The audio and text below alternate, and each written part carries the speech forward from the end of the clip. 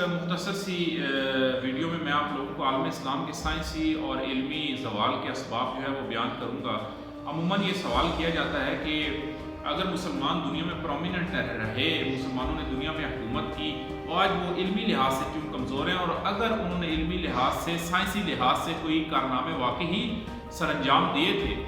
وہ علمی کام، وہ سائنسی کام آج دنیا کے سامنے موجود کیوں نہیں ہے اور وہ کہاں پہ گیا؟ تو اگر آپ تاریخ کا مطالعہ کریں اور تاریخ کو جانیں تو میرے نزدیک وہ تین بڑے بڑے واقعات ہیں جن کی وجہ سے عالم اسلام جو ہے وہ علمی زوال کا شکار ہوا۔ ان تین واقعات پہ میں جو ہے وہ روشنی ڈالوں گا اس ویڈیو کے اندر۔ اب دیکھیں، حضور نبی کریم صلی اللہ علیہ وآلہ وسلم کے دور سے اگر آپ شروع کریں، اس کے بعد خلافت راشدہ، خلافت بنو امیہ اور خلافت بنو عباس، تو قریباً 700 سال کا یہ دور جو ہے وہ بنتا ہے مسلمانوں کا۔ اب اس تمام دور حکومت نے مسلمانوں نے دنیاوی لحاظ سے، دنیاوی علوم میں جو ترقیاں حاصل کی، جو انہوں نے سائنسی کارنامے کیے، تحقیقات کی، فلسفے کے اندر، طبیعت کے اندر، ریاضی کے اندر،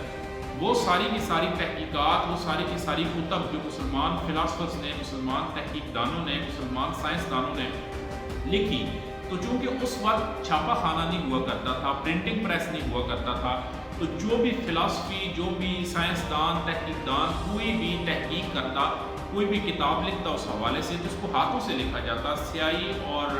قلم کو استعمال کرتے ہوئے۔ اب چونکہ موجودہ دور میں تو پرنٹنگ پریس ہے، تو ہم اس حوالے سے چیزوں کو ذہن میں رکھتے ہیں۔ اب ایک کتاب آتی ہے تو اس کی ایٹ اے ٹائم 1000 کاپیاں چھپ جاتی ہیں، اور فار ایگزامپل اس میں سے زیادہ ضائع ہو جائیں تو کہیں نہ کہیں سے پھر بعد میں ہمیں وہ ایک کاپی بھی دستیاب ہو جاتی ہے، جس کی وجہ سے وہ کتاب تاریخ میں گم نہیں ہوتی۔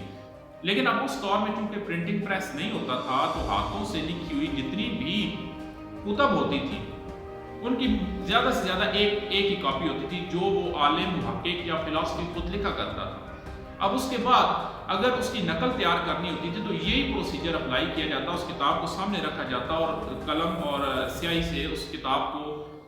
نقل کرتے ہوئے اس کی ایک اور کاپی تیار کی جاتی۔ تو جتنی بھی تحقیقات ہوئی، اور ان تحقیقات کے حوالے سے جو سب سے پرومیننٹ دور تھا وہ دور خلافت عباسیہ تھا،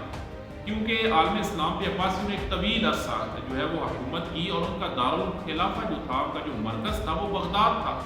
اب بغداد جو ہے ان کے دور میں علمی عروج پہ پہنچا، اور جتنے بھی بڑے بڑے محقق، سائنسدان، فلاسفر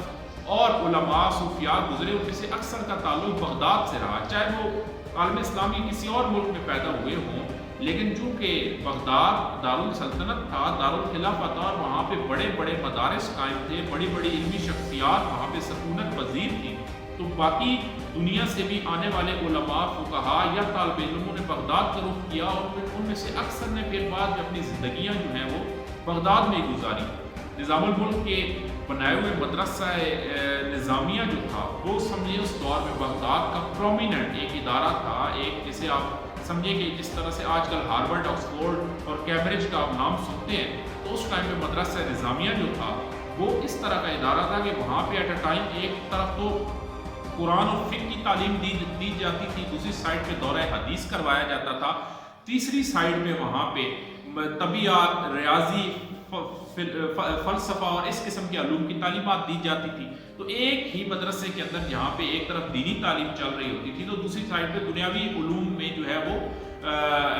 تعلیمات جو ہے وہ دی جا رہی ہوتی تھی۔ اور بغداد جو تھا وہ تمام بڑے بڑے سائنسدانوں، محققین اور فلاسفرز تھے، ان کا گڑھ تھا۔